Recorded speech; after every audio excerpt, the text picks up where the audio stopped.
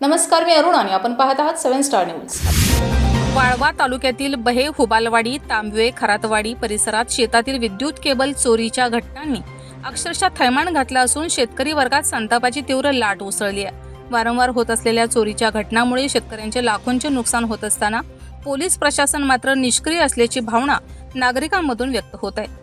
बहे व हुबालवाडी परिसरातील नेवरा सावंत, प्रतापराव थोरात, रामचंद्र सूर्यवंशी, बाबूराव हुबाले आणि संपतराव हुबाले यांच्या शेतातील विद्युत केबल अवघ्या 5 दिवसात तब्बल 3 वेळा चोरीला गेल्यात। तर शामराव मदने यांच्या शेतातील वायरही चोरट्यांनी लंपास केली आहे। प्रत्येक शेतातून सुमारे 80 ते 130 फुटापर्यंत केबल चोरी करण्यात आल्याने शेतकऱ्यांचे मोठे आर्थिक नुकसान झाले। विशेष म्हणजे चोरट्यांचा धाडसीपणा एवढ्यावरच थांबलेला नाही, चोरी केलेल्या वायर शेतातच दगडाने ठेचून तोडल्या जात आहेत। त्यानंतर त्या वायर जागेवरच जाळून आतील तांब्याच्या तारा वेगळ्या करून चोरटे पसार होत आहेत। त्यामुळे अनेक शेतामध्ये जळालेल्या वायरचे अवशेष, तुटलेले विद्युत साहित्य आणि उद्ध्वस्त झालेली व्यवस्था पाहायला मिळत आहे।